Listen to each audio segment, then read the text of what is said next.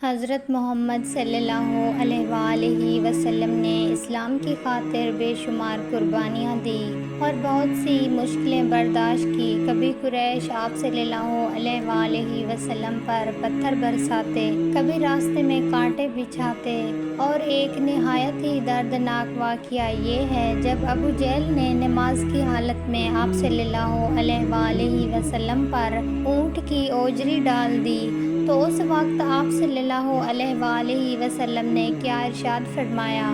آج کی ویڈیو میں ہم اس واقعے کو تفصیل سے بیان کریں گے، تو آپ سے گزارش ہے اس ویڈیو کو اینڈ تک ضرور دیکھیں۔ حضرت عبداللہ بن عباس رضی اللہ تعالیٰ عنہ روایت کرتے ہیں، جب اللہ تعالیٰ کی طرف سے یہ وحی نازل ہوئی، اس کا ترجمہ ہے اپنے قریبی رشتہ داروں کو ڈرائیے، تو حضرت محمد صلی اللہ علیہ وآلہ وسلم اپنے دل میں امت کا درد لیے دعوت حق کا پیغام دینے صفا پہاڑی پر تشریف لے آئے۔ آپ صلی اللہ علیہ وآلہ وسلم نے بلند آواز میں قریش کے مختلف قبیلوں کو پکارا، یہاں تک کہ وہ سب لوگ جمع ہو گئے تو آپ صلی اللہ علیہ وآلہ وسلم نے نہایت حکمت اور دانائی سے فرمایا، اگر میں تمہیں یہ خبر دوں اس پہاڑ کے پیچھے ایک لشکر چھپا بیٹھا ہے جو بہت جلد تم پر حملہ کرنے والا ہے، تو کیا آپ میری بات کا یقین کریں گے؟ سب نے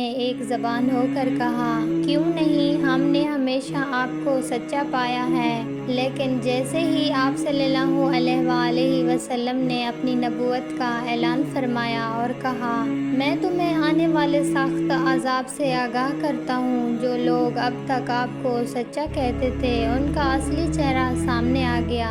ابو جہل اٹھا، اس نے پتھر اور کنکریاں اٹھائیں اور آپ صلی اللہ علیہ وآلہ وسلم کو مارنا شروع کر دیا۔ ابو لہب جو کہ آپ صلی اللہ علیہ وآلہ وسلم کا چچا تھا، حق کو قبول کرنے کے بجائے غصے میں بولا، تم ہلاک ہو جاؤ، کیا تم نے اس لیے ہمیں جمع کیا تھا؟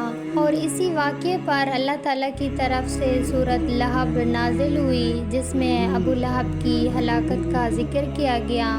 وہی لوگ جو آپ صلی اللہ علیہ وآلہ وسلم کو صدقہ امانت کا گواہ مانتے تھے، لیکن آپ نے انہیں اللہ کی طرف بلایا اور وہی لوگ آپ کے دشمن بن گئے۔ ابو لہب حضرت محمد صلی اللہ علیہ وآلہ وسلم کا چچا ہونے کے باوجود آپ سے دشمنی کا مظاہرہ کرتا تھا۔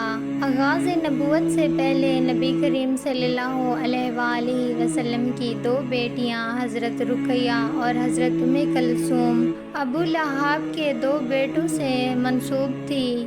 کچھ روایت کے مطابق نکاح بھی ہو چکے تھے مگر رخصتی نہیں ہوئی تھی۔ جب حضرت محمد صلی اللہ علیہ وآلہ وسلم نے نبوت کا اعلان کیا تو ابو لہب اور اس کا پورا خاندان آپ کا بدترین دشمن بن گیا۔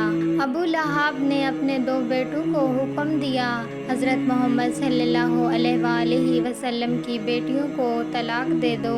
انہوں نے صرف طلاق نہیں دی بلکہ انہوں نے حضرت محمد صلی اللہ علیہ وآلہ وسلم سے سخت گستاخی بھی کی۔ ایک دن مکہ کا منظر تھا جب حضرت محمد صلی اللہ علیہ وآلہ وسلم خانہ کعبہ کے قریب نماز پڑھ رہے تھے۔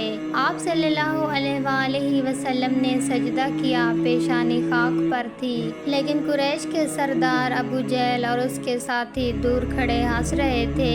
ان میں سے ایک نے کہا، محمد صلی اللہ علیہ وآلہ وسلم کو نماز پڑھتے دیکھ کر دل جلتا ہے۔ ان میں سے ایک نے دوسرے سے کہا، کیا تم میں سے کوئی ایسا ہے جو قبیلے میں ذبح کی ہوئی اونٹنی کی اوجری لے آئے اور جب آپ صلی اللہ علیہ وآلہ وسلم سجدے میں جائیں گے تو ان کی پیٹھ پر اوجری رکھ دیں گے؟ یہ سن کر ان میں سے ایک آدمی اٹھا اور وہ اوجری جو چربی، خون اور گندگی سے بھری ہوئی تھی اٹھا لایا، اور جیسے ہی آپ صلی اللہ علیہ وآلہ وسلم سجدے میں گئے اس نے وہ اوجری آپ صلی اللہ علیہ وآلہ وسلم کی پشت پر ڈال دی اور اتنا بوجھ تھا کہ نبی کریم صلی اللہ علیہ وآلہ وسلم سجدے سے سر نہ اٹھا سکے۔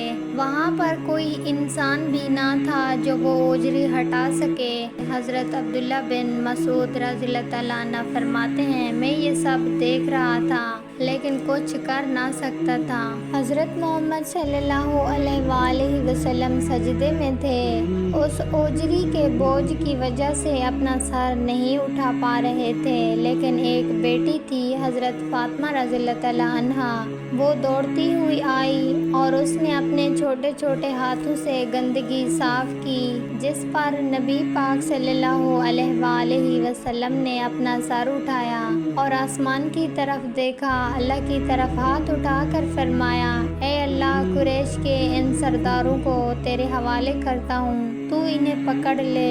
یہ بات ان کافروں پر بہت بھاری پڑی۔ آپ صلی اللہ علیہ وآلہ وسلم نے انہیں بد دعا دی، اے اللہ، ان سب کو ہلاک کر دے، کیونکہ مظلوم کی بد دعا اور نبی کی دعا کے درمیان کوئی پردہ نہیں ہوتا۔